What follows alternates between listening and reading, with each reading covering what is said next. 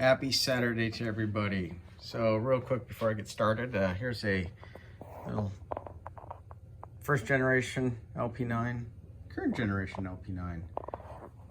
A lot of technology goes into these guys and they're constantly developing. I'm a big fan of Baja Designs. Anyways, so a lot of people were asking me about my fiberglass and if I could talk about it and give a review. I was waiting for somebody to ask me, hey, how come you're not working on your truck? My dog was poisoned. We officially have figured it out. She was poisoned. So the last 4 days have been spent with her in the vet and then nursing her back to health. So haven't really been able to dedicate any time to the truck for more than 15 minutes or 20 minutes at a time. So I basically just said, screw it. This week is out. I'm just going to use it to get parts, and I'm also still waiting for parts. Anyways, so we're going to talk about fiberglass. So there's two companies making fiberglass for the Colorados. The first one is Fiberwerx, of course, and the second one is McNeil Racing. What I have on the truck right now is McNeil Racing, and what I will be going to is Fiberwerx. But let me talk about the McNeil Racing and the pros and cons of it. There's another gentleman who has run both, and he has some good points. He was saying that he believes that the McNeil fiberglass is a thicker lay, and he thinks that the Fiberwerx has better fitment. I agree with the better fitment. I've seen two pairs. Well, I've seen my my setup of McNeil's. I've seen one other McNeil, and I've seen 4 sets of Fiberwerx. And I would suggest that with the McNeil, it really depends on which set of fenders you have. Mine, I feel, are actually kind of thick in the front. I think my rears are really thin. The other pair that I saw at the left and right were extremely different thicknesses.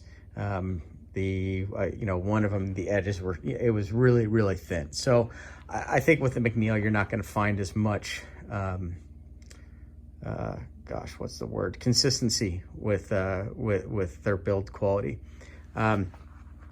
Anyways, going back to build quality and fitment, one of the things that I guess probably isn't too much of an issue, it's just one of those things that bugs me, is the fitment, right? Nothing really matches. There's big gaps up here. One of the problems with that is that you're gonna, when I drive this thing off road, it just pumps dirt out onto the windshield. So if you're going to get these fenders, if you're going to get the McNeil fenders, budget into your development and build time fender liners. That, see that big chunk of shininess up there? That's bouncing right off the windshield. So, and then this is the headlight assembly. So you're going to want to protect those 2 areas. You're also going to want to protect this wire harness set right there. This stuff doesn't really get too hammered. It doesn't hurt to try to close some of that up, but also leave vents for air to escape from the radiator. And then on the rears, it's just as bad, if not worse. And I apologize. I have to admit, I do not remember how the Fiberwerx is for the rear tail lamp, but you will be breaking rear tail lamps with fiberglass fenders unless you build an inner shroud to protect that. And then here is the fuel assembly, and it is wide open.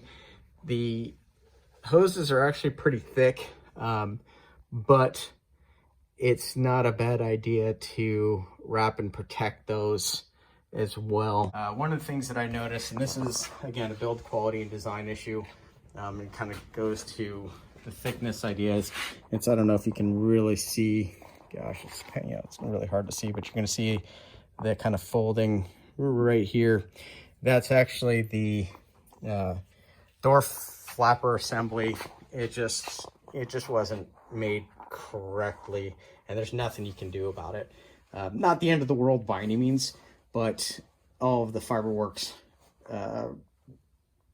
rear bedsides, I didn't see any of those issues with. So, you know, it's literally truly just a fitment issue, or fitment thing. I mean, the McNeil top sides do look very nice. You know, it's got some cool little trim features in it. They did not have to add this detail in it. They did. That looks great. So it's not all horrible by any means. So fitment on it, you know, again, not terrible, not great, but is what it is, right? This is, you know, a truck that was used off-road, and these bedsides do flex a lot. And this was all of this damage was done before this rack was in, and there was a different rack, and that had 1.75 inch dom, and we bent. So that crossbar that goes right there on the old rack, we actually bent that, or I bent that, or the truck bent that on a trip. I was just driving way too fast. And yeah, so anyways, let's get back to these fenders and the pros and cons of them. I took notes so I wouldn't ramble as much. Okay, so the first negative for them is, and I'm gonna show some pictures on the front because I don't have that. The McNeil, as much as they rise up, you know, this way, they don't actually truly come out very much this way. So if you look in the front, it's got that cut in and it goes out wide like this, and it's pretty cool looking, but it's a bit of a optical illusion as to how much wider these are than the factory ZR2 fenders with that little factory lip on there. So when it comes to the McNeil fenders, even on a stock arm, which I'm going to post some pictures of, the factory tire, on the factory arms with a method wheel and a 35 12.517 tire, they stick out quite a bit, which is odd. You know, it fully fills the fender and sticks a little bit more. And again, I'm running that custom brake setup, which the bell is actually thinner than the factory brake, so the wheel actually sits in a little bit, you know, more inboard than if you were running a stock brake setup. So I mean, now you're talking a couple millimeters, so probably not that big of a deal. But the other thing you have to take into consideration is how our suspension works. On full droop, you're going to see that wheel as it drops down, it's going to suck in. And when you go into full bump, it's going to push way out. And I got to give some credit to Ryan Besky. Go check out his Instagram page. He's got a lot of cool data.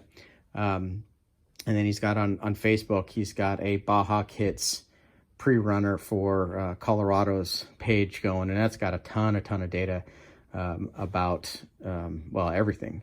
So we were testing and cycling the suspension, trying to find more travel, working with ADS Racing Suspension. Huge shout out to Tyler, and then Carl over at Shock Talk.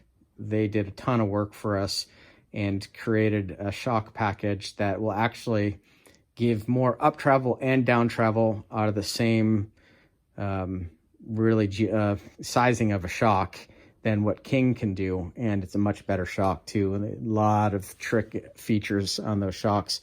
That's for a later date, but you know, we had to do a lot of cycling of the suspension. And the problem with these is with kind of having that falsehood of how high it can go and then how wide the fender is.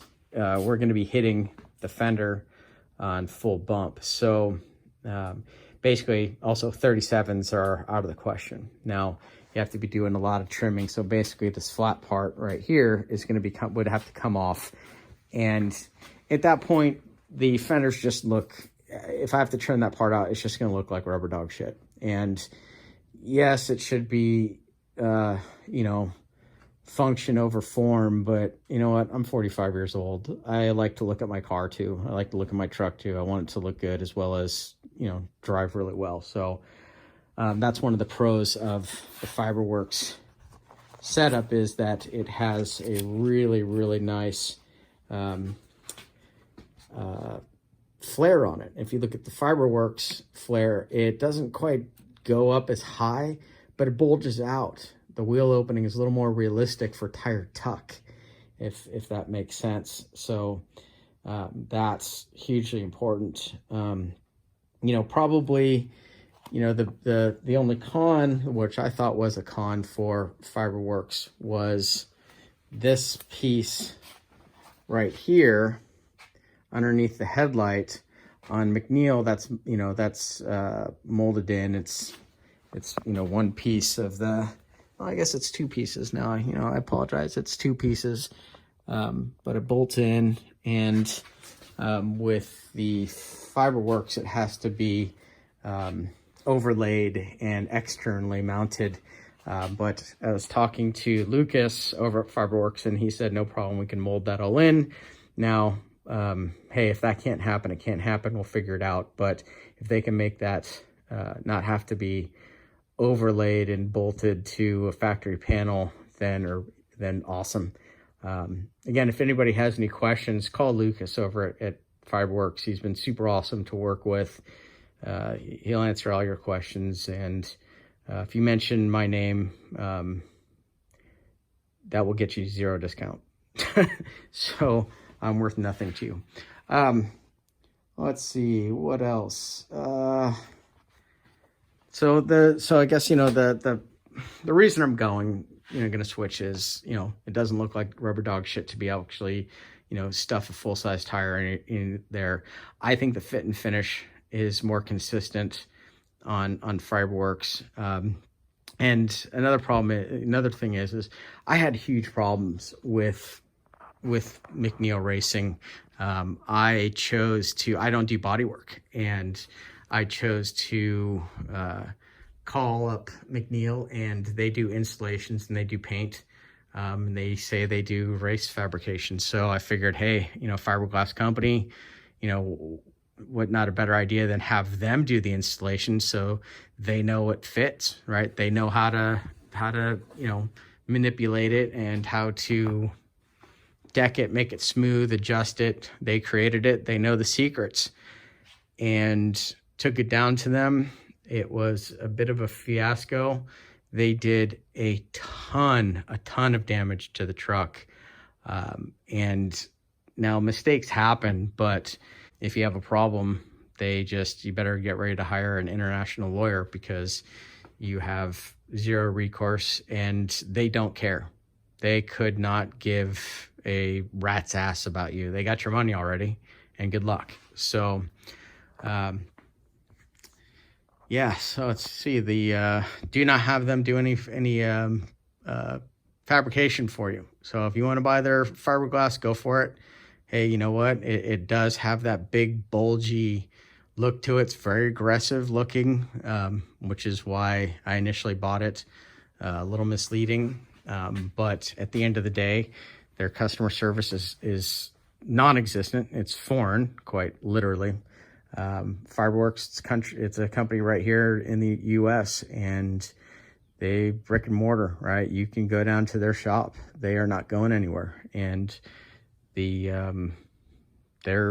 customer service so far, and everybody that I know that's used them has been awesome. It's been top notch. Leave a comment, leave a question, go ahead and subscribe. Let me know what you want me to go over, and I'm hoping that this week, or rather, I guess the next day off is going to be Monday. We'll get the JD2 bender out. We got the new die for the 1-inch tube and little baby die for the 1-inch tube to start making the brackets for the oil cooler. Awesome. Leave some questions. Have a good one.